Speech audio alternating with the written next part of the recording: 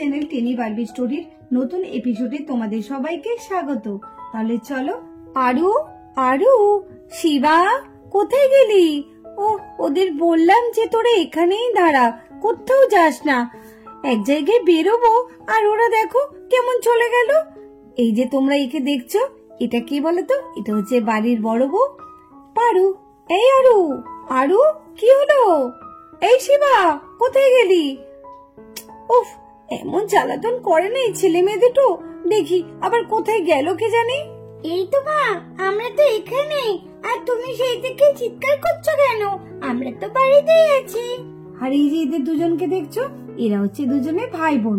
একজনের নাম হচ্ছে আরু আর একজনের নাম হচ্ছে শিবা। আর আরু আর শিবা হচ্ছে এবাড়ির বড় বউ পারুর ছেলে মেয়ে। তোদের আমি বলেছিলাম তো তোরা কোথাও যাবি না, কেন এরম করছিস? মায়ের কথা শুনছিস না? আমরা তো এখন দোকানে যাব, তোমাদের তো বললাম। তোমরা এদিক ওদিক চলে গেছো কেন? মা, আমরা তো কোথাও যাইনি, আমরা তো এখানেই ছিলাম। আসলে তুমি আমাদের দেখতে পাওনি।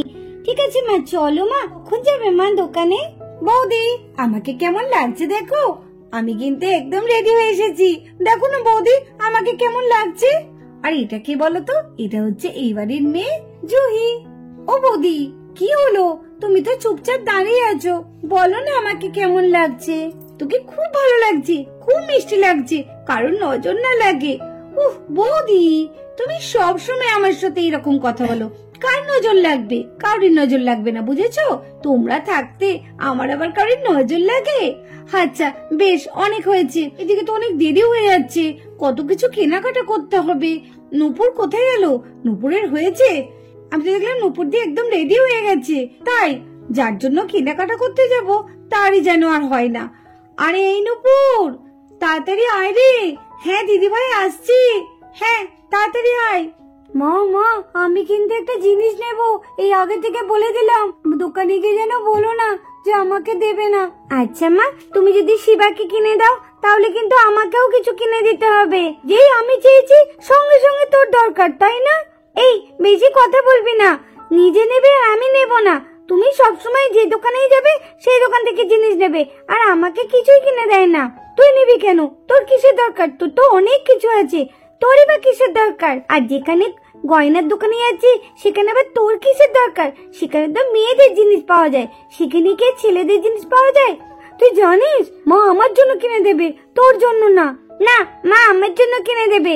মা বলো তো, তুমি আমার জন্য কিনে দেবে? না না মা, আমার জন্য কিনে দেবে। ও মা, তুমি বলো না তুমি আমার জন্য কিনে দেবে। দেখ, খুব খারাপ হয়ে যাবে কিন্তু। শিবা, চুপ করবি কিন্তু, খুব কথা বলছিস আমার উপর দিয়ে। বৌদি গো, শুরু হয়ে গেছে, কি হবে এবার? উফ, আমি আর পারি না।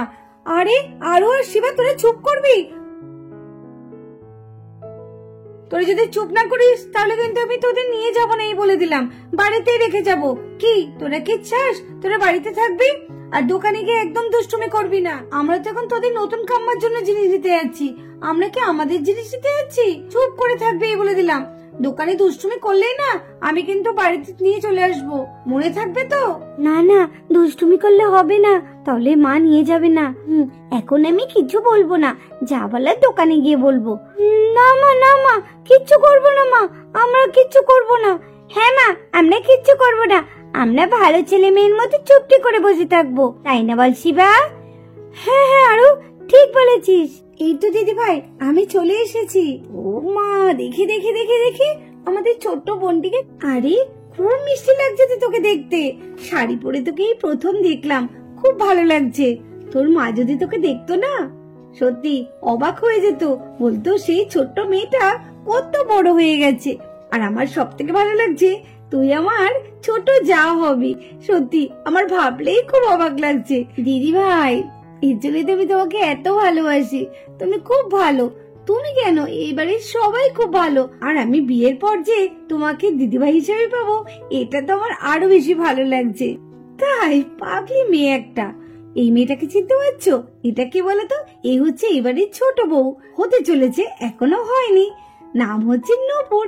বাবা বৌদি, তুমি শুধু ছোট বৌদিকেই ভালোবাসছো, আর আমি বুঝি কিছু না, তাই না? ঠিক আছে যাও, তোমাদের সাথে কথা বলবো না। আরে আরে আরে, এ কি জুহি? রাগ করলে হয়? জুহি, তুমি তো আমার ছোট বোনের মতো, তুমি তো আমাদের একমাত্র ননদিনী, তাই না? তোমাকে ভালো না বাসলে হয়? তোমাকে তো সর্বক্ষণ ভালোবাসতে হবে ছোট বৌদি। ঠিক আছে ঠিক আছে, অনেক হয়েছে। আমরা যেন সবসময় এইভাবেই থাকি, আমাদের যেন কখনো কেউ কখনো আলাদা করতে না পারে, তাই না বলো? হ্যাঁ, আমাদের কেউ কখনো আলাদা করতে পারবেই না। পারু, এই পারু, হ্যাঁ বলো। তোমরা তো সবাই রেডি হয়ে গেছো। ঠিক আছে, ভাই তো গাড়ি ডাকতে গেছে, এক্ষুনি চলে আসবে, তোমরা দাঁড়াও একটুখানি। আর এই যে একে দেখছো, এটা কে বলো তো? এটা হচ্ছে বাড়ির বড় ছেলে শুভ। এই তো গাড়ি চলে এসেছে। হ্যাঁ, গাড়ি চলে এসেছে, গাড়ি চলে এসেছে। কি মজা, কি মজা, গাড়ি চলে এসেছে। মা দেখো দেখো।